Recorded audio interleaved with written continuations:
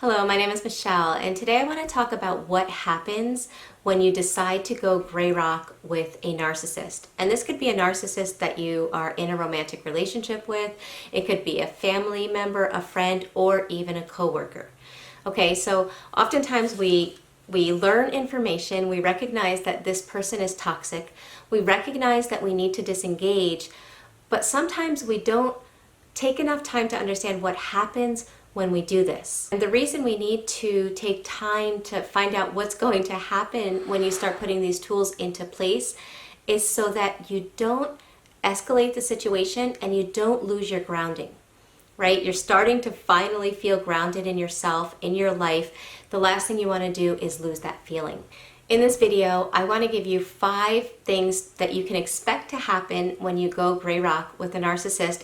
The first thing that happens when you go gray rock is the narcissist or toxic or difficult person in your life, they notice. Think about somebody that has been drinking or feeding off of your energy. Imagine that as, a faucet, right? And the pressure of the faucet is really strong. So if you've been in a relationship, whether it's a working relationship, a romantic relationship, if you've been in some kind of dynamic or relationship with a narcissist for a long time, that pressure, that water pressure, that fountain of energy, whatever you want to call it, has been outpouring to the narcissist, and they have grown accustomed to it. In fact, without you realizing it, they've probably trained you to respond and react in ways that are pretty much contrary to who you really are. But now you've been in this dynamic for a long time. When you go gray rock, which means to just completely remove all emotion, completely be as dull and boring as a gray rock that somebody might notice as they're walking. Actually, no, they wouldn't even notice it because it's that boring. That's kind of what you want to do when you're going gray rock. So when you do that, they notice it as clearly as if in your home, you go to turn on your water and nothing comes out of the faucet. Let's say there's just a tiny drip coming out of your faucet. Obviously, as a homeowner, you're going to notice that there's something changed, there's something wrong with the system. That's the first thing that happens. They notice. The second thing is they test it. So remember, this is a change for them, so they don't think that this is permanent yet.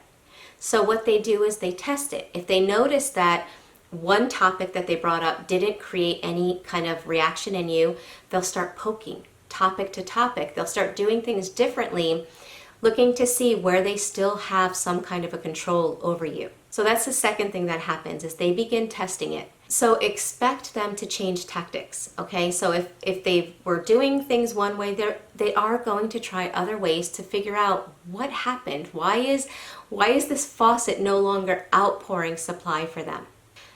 When they see that no matter what angle they come at you, you're able to stay grounded inside of yourself, you're not giving them that narcissistic supply, then they start calling you out on it.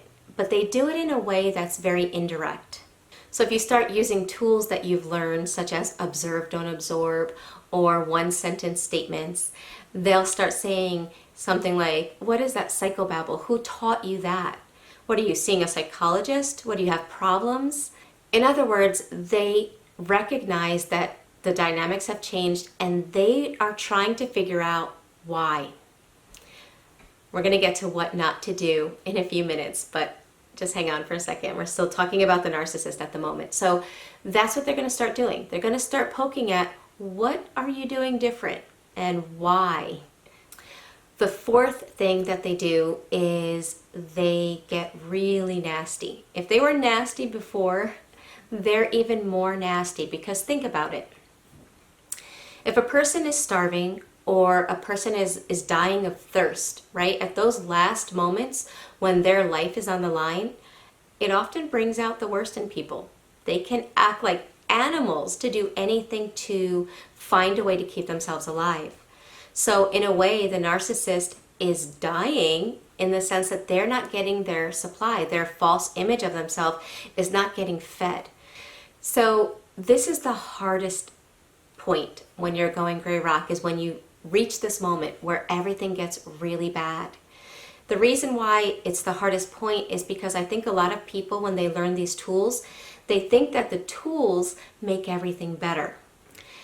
And they don't realize there's a difference between themselves getting better and the narcissist getting better. Okay, the tools aren't to help the narcissist to get better. They're to help the individual to get better. And the healthier the individual, the more furious and aggressive the narcissist. So you have to be prepared for that to happen, and you have to hold your ground and your calmness during that difficult time. Final thing that the narcissist will do is they will smear your name. Okay, and the reason they do this is because they know you know who they are. They know that you figured it out. They want to make sure that you don't help other people to figure them out as well. So they kind of beat you to it. They do everything they can to smear your name so that no one would believe you, even if you tried to expose the narcissist. Okay, so that's what you can expect.